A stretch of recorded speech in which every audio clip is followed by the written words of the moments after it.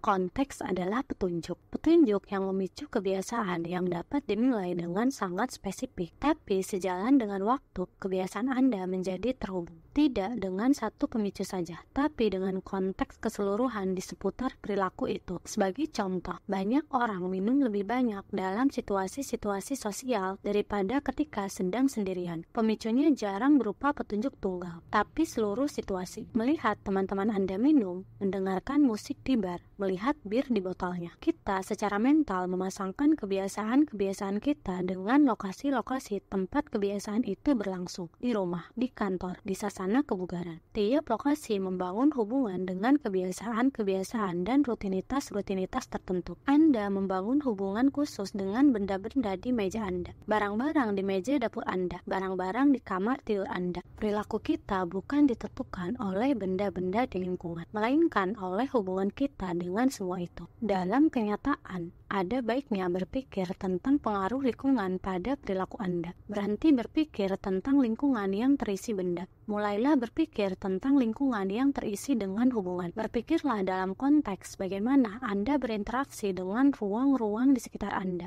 Bagi satu orang, sofa adalah tempat ia membaca selama 1 jam tiap malam. Bagi orang lain, sofa adalah tempat ia menonton televisi dan makan semangkuk es krim sepulang kerja. Orang berbeda dapat memiliki kenangan berbeda, dan karena itu kebiasaan berbeda yang dihubungkan dengan tempat sama. Apa kabar baiknya?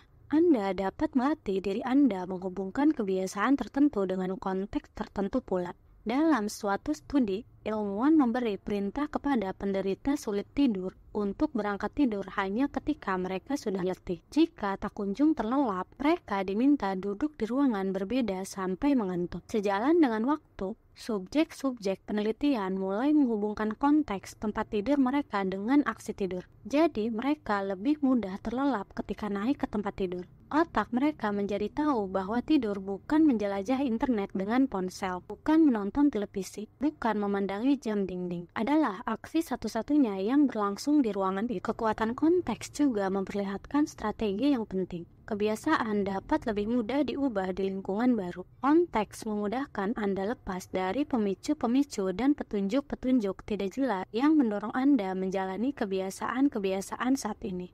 Pergilah ke tempat baru, gerai kopi berbeda, duduk di bangku taman, sudut ruangan yang jarang Anda pakai, dan ciptakan rutinitas baru di sana. Lebih mudah menghubungkan kebiasaan baru dengan konteks baru daripada membangun kebiasaan baru di hadapan petunjuk-petunjuk yang saling bersaing. Sulit pergi tidur lebih awal jika Anda menonton televisi di kamar tidur tiap malam. Sulit belajar di ruangan tengah tanpa teralihkan jika di situ pula Anda selalu bermain video game. Namun, jika melangkah keluar dari lingkungan normal Anda meninggalkan bias-bias perilaku yang ada di belakangnya. Anda tidak bergumul melawan petunjuk-petunjuk lingkungan lama, yang memungkinkan kebiasaan-kebiasaan baru terbentuk tanpa interupsi. Ingin berpikir lebih kreatif, pindah ke kamar yang lebih besar, ke beranda di puncak bangunan, atau ke gedung dengan arsitektur yang ekspansif. Berhenti dulu bekerja di ruangan yang biasa, yang juga terhubung dengan pola pikir Anda saat ini. Mencoba makan lebih sehat.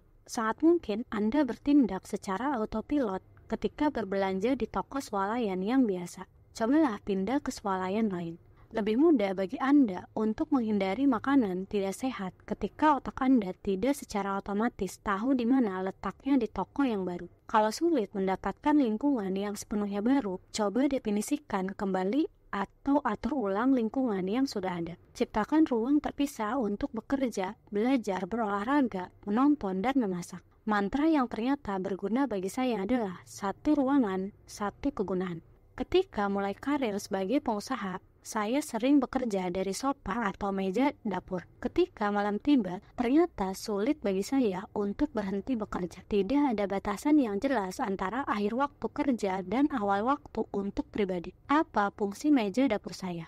Kantor atau tempat makan? Apa fungsi sofa saya? Untuk bersantai atau untuk berkirim email? Semua terjadi di tempat yang sama. Beberapa tahun kemudian, akhirnya saya mampu pindah ke rumah dengan ruangan terpisah untuk kantor saya. Tiba-tiba bekerja adalah sesuatu yang terjadi di sini. dan kehidupan pribadi adalah sesuatu yang terjadi di luar sana. Lebih mudah bagi saya untuk mematikan dulu sisi profesional pada otak saya ketika ada batasan yang jelas antara kehidupan kerja dan kehidupan rumah tangga. Tiap ruangan memiliki satu kegunaan utama, dapur untuk memasak, kantor untuk bekerja.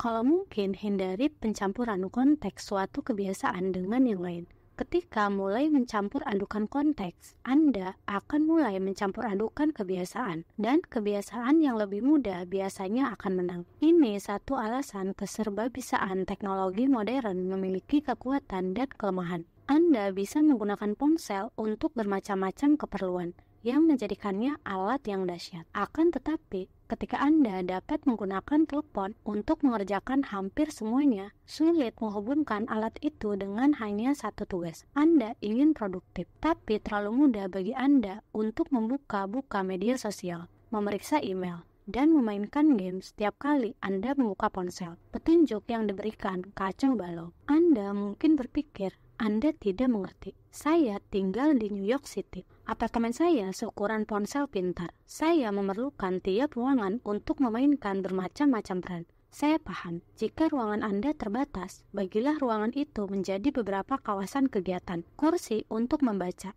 meja tulis untuk menulis, meja untuk makan. Anda bisa melakukan hal sama dengan ruang digital Anda. Saya kenal seorang penulis yang menggunakan komputer hanya untuk menulis, tablet hanya untuk membaca, dan ponsel hanya untuk media sosial dan pesan teks. Setiap kebiasaan harus mendapatkan satu rumah. Jika Anda mampu mempertahankan strategi ini, tiap konteks akan terhubung dengan satu kebiasaan dan pola pikir. Kebiasaan berkembang dalam situasi-situasi tak terduga seperti ini. Fokus datang secara otomatis ketika Anda sedang duduk di meja kerja. Relaksasi menjadi lebih mudah ketika Anda berada di ruangan yang dirancang untuk tujuan itu. Anda lebih cepat terlelap ketika itu satu-satunya yang terjadi di kamar tidur. Jika menginginkan perilaku yang stabil dan dapat diduga, Anda memerlukan lingkungan yang stabil dan dapat diduga. Lingkungan stabil, tempat segala sesuatu memiliki satu tempat dan satu tujuan, adalah lingkungan tempat kebiasaan dapat terbentuk dengan mudah.